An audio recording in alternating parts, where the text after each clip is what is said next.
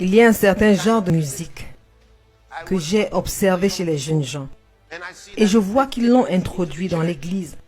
Et quand ils dansent et ils ont leurs mains ici. Est-ce que tu l'as vu? La musique est une chose spirituelle. On ne joue pas avec la musique. Si tu joues avec la musique, tu mourras jeune. J'ai mentionné le reggae par exemple. D'où est-ce que cela est venu? Quelle est la source de la musique reggae? C'est une musique spirituelle avec des ingrédients spirituels, à des fins spirituelles. Pour vraiment comprendre tout ce que nous allons vous montrer dans cette vidéo, continuez de regarder jusqu'à ce que vous voyez les choses clairement à la fin. Dieu est l'auteur de la musique. La musique est faite pour adorer et louer Dieu. C'est la principale chose qu'elle est censée faire. Mais depuis que l'adversaire, le maître de la tromperie, a été chassé du ciel, il a littéralement décidé de déformer ce plan, comme vous l'avez entendu de la part de Pasteur Chris. Et il a introduit plusieurs stratégies visant à conduire les hommes à la déroute. Un des domaines où vous devez vraiment être prudent, c'est dans la musique, les symboliques. La musique. J'ai donné des avertissements et vous devez prendre cela au sérieux.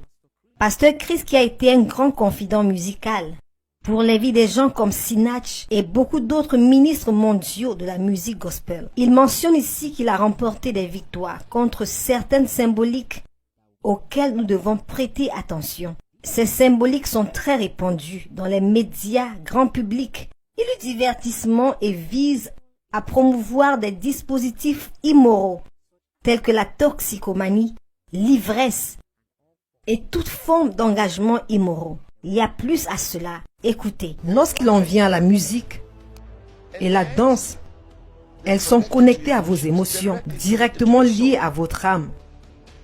Et c'est ce que Satan veut. Il veut établir une connexion avec votre âme. Et le plan ultime est de nous détourner, de bien nous rapporter à Dieu et de faire de nous des adorateurs du diable. J'ai mentionné le reggae par exemple. D'où est-ce que cela est venu? Quelle est la source de la musique reggae? La musique est de la psychologie. Et si la musique ne pénètre pas le cœur, l'âme et l'esprit et le corps, alors ils ne la ressentiront pas. Parce que la musique reggae n'est pas quelque chose qu'on entend, c'est quelque chose qu'on ressent. Et si vous ne la ressentez pas, vous ne pouvez pas la connaître. Vous voyez, c'est une musique spirituelle, avec des ingrédients spirituels, à des fins spirituelles. Et je n'ai jamais vu personne qui s'est adonné au reggae pendant longtemps, sans avoir des activités démoniaques qui arrivent chez lui et dans sa vie. Et je suis sérieux.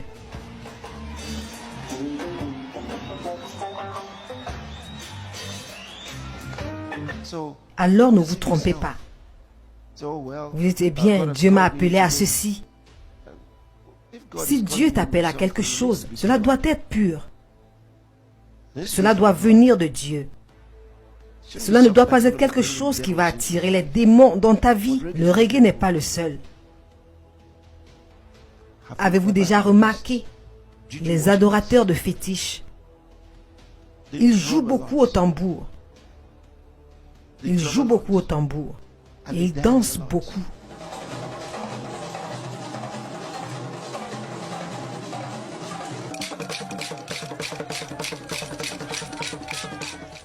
Beaucoup des pas de danse que les gens adoptent du monde, beaucoup d'entre eux sont démoniaques. Ce sont des choses qui sont des mouvements des démons. J'ai beaucoup traité avec des gens possédés par des esprits maléfiques. Certains d'entre vous ont peut-être été dans des réunions où nous faisions ces choses-là. Au moment où je commence à m'adresser à l'esprit maléfique, vous voyez que certains commencent à danser. Le gars ou la fille a perdu le contrôle. Ils font comme ceci. Combien d'entre vous les ont vus? Et vous pensez qu'ils vont tomber? Ils peuvent se plier d'une manière bizarre et rester debout. Pourquoi? Parce que ce n'est pas eux, c'est l'esprit maléfique. Et ils se tordent d'une manière étrange. Si vous commencez à tambouriner pour eux, ils vous montreront leurs pas de danse. Les mêmes danses que les gens font au lieu des fétiches. La musique est une chose spirituelle. On ne joue pas avec la musique. Si tu joues avec la musique, tu mourras. Inconnue de beaucoup, la musique et les arts ont été largement utilisés pour promouvoir toutes sortes de cultes négatifs et pour promouvoir l'agenda de l'adversaire depuis de nombreuses années. Malheureusement, certaines de ces choses ont également fait leur entrée dans l'Église. Je dis que c'est très dangereux de s'engager dans une sorte de musique qui est fondamentalement mondaine, non connue pour être chrétienne. Et ensuite, nous voulons la christianiser. Quel degré de mondanité nous faut-il pour gagner le monde? À quel degré de mondanité devons-nous être pour gagner le monde? Jusqu'où devrions-nous aller pour attirer leur attention? Devons-nous être comme eux pour le faire? Ça, c'est une confession de votre faillite spirituelle. Parce que si vous étiez rempli de l'esprit, pensez juste à cela. Mais nous n'avons pas à être comme eux maintenant. Nous n'avons pas à aller écouter leur musique pour qu'ils écoutent notre musique. Nous n'avons pas à danser comme eux pour qu'ils pensent que nous dansons comme Dieu. Ensuite, nous avons cet autre type de musique. J'ai observé les jeunes gens et je vois qu'ils l'ont introduit dans l'église. Et quand ils dansent. Et ils mettent leurs mains ici. Est-ce que vous l'avez vu?